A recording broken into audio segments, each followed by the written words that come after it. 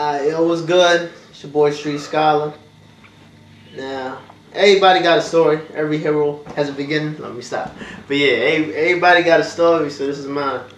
I was born December 25th, 1987.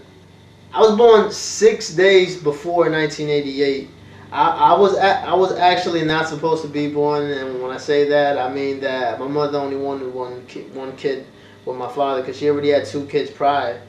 But then it was my father and my older brother who were telling my mom, yeah, like, have another son, have another kid and shit. So when she did get pregnant, she wasn't gonna have an abortion anyway. But when she did get pregnant, that's when I came to be. So, and the other crazy thing about that is that while my mother was pregnant with me, she didn't know. Like before me and my older brother with my father.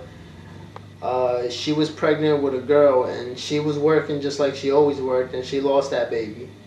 Like she would have been like 25 or some shit if she would have been alive, but she lost that baby. She didn't know that she had, and what's funny with me is that the same shit happened with me because she was working like she usually worked, but she was pregnant with me because she didn't know she was pregnant with me. Except I didn't die like my sister did. I started going to a private school. That was the first school I ever went to, a private school. That, you know, everybody wore suits and shit. When you walked inside the school, they would close the gates and nobody would get in.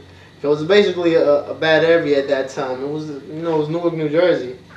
And I'm not talking about Newark, New Jersey as of right now, because North Newark, New Jersey right now, that shit's like, whatever. That's like Candyland right now compared to the way it was back then. Back then it was a lot worse. That's when like... It should be drive-bys like nothing. There'll be fucking niggas getting robbed, shot all the time. You see it all the time. Like we had to walk to school anyway. It was like a 5-block walk, so we walked through the bad place and shit, like the hoods and shit. We had to walk there to get to school. And plus, on top of that, our house used to always get broken into. Like I could count 5 times that our house got broken into. We would come back from the beach or whatever, because there wasn't shit to do in Newark. What could you do? You can't chill out over there. Like we just chill on the block and shit. Like pop out the fire hydrants and have all the kids running around and shit around the water. But then besides that, we would go to the beach, and I remember a couple of times we used to come back and the house would be all fucking wrecked. Got like doors broken, windows broken, the whole fucking house in a mess. The worst time I would say is when we actually got raided by the police.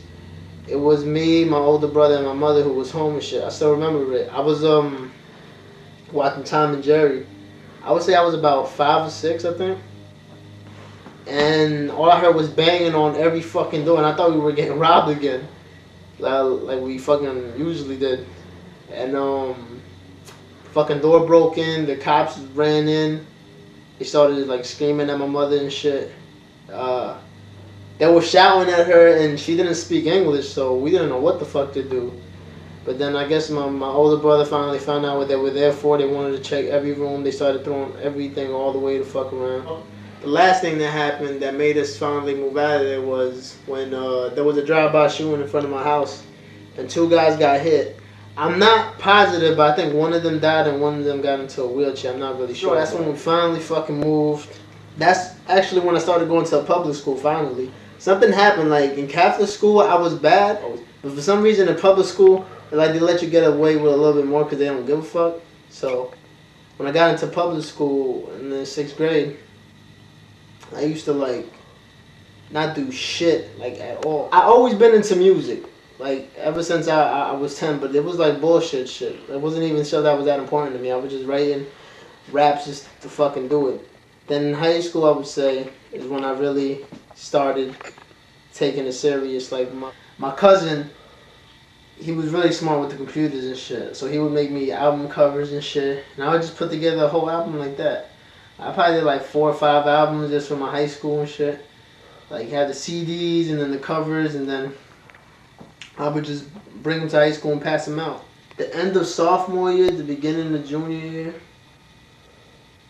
I would say is when I really found a real studio to go to. Like it was in East Orange, New Jersey. I called them up myself, and then my mother was the one. She actually gave me the money to go record my first album in the studio. Like little did I know, like I hear the quality from back then and it's not really good. I mean, it is what it is, but I ain't know no better. I just thought because I was in the studio, the show was gonna come out nice. But I kind of think the guy fucked me over. I don't think he really mixed down the records or whatever. But whatever. So I produced the whole album. I think it was like 19 records. I wrote them all and all that shit. And then I made nice covers for that.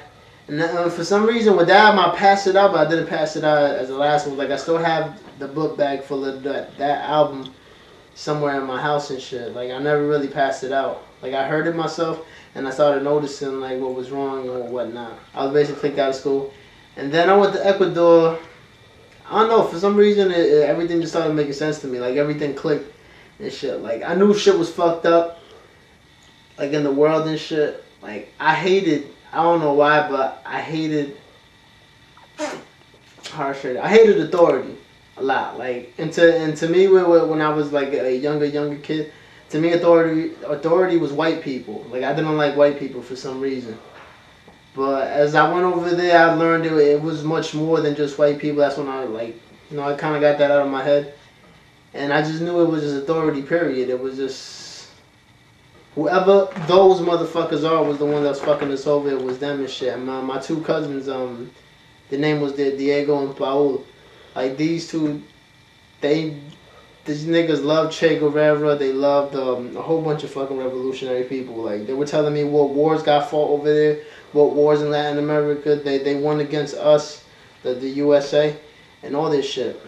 And they were taking me to museums to see what people over there go through and shit. Like, I had gotten a call for my brother who said that Chris the VP wanted to start rapping with me. So that's when I got the thought in my head that I should start a music group. Cause that's when I changed, and then when I came, I was noticing niggas was a waste of time. Like all my friends that I had, I was cool with mad people in high school, but then I started noticing, I was like, yo, all these people are a waste of time and shit. Like, Hood Gang was going, we was doing a lot of music now. I look back, a lot of music. We dropped Future Volume 1, 2, 3, The Street Scholar got next, my first album, On the Way Up.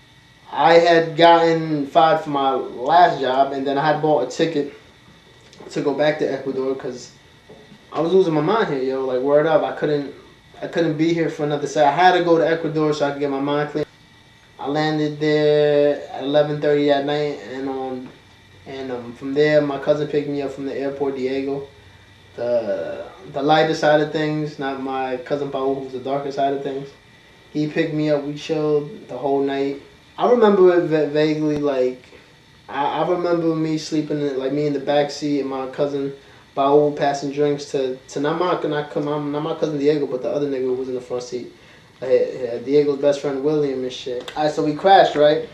I was like fucked up for like the whole month and a half I was there because I had planned it out to go December 4th all the way until January 25th of the next year.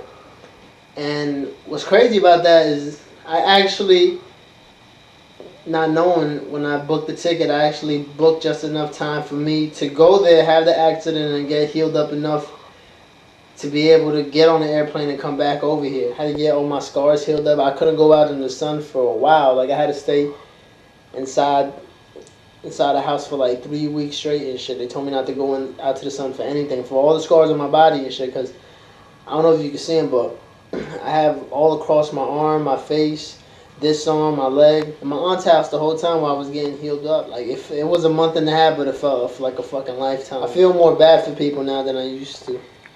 Like before, I used to just be mad at people. Now I feel bad for people and shit.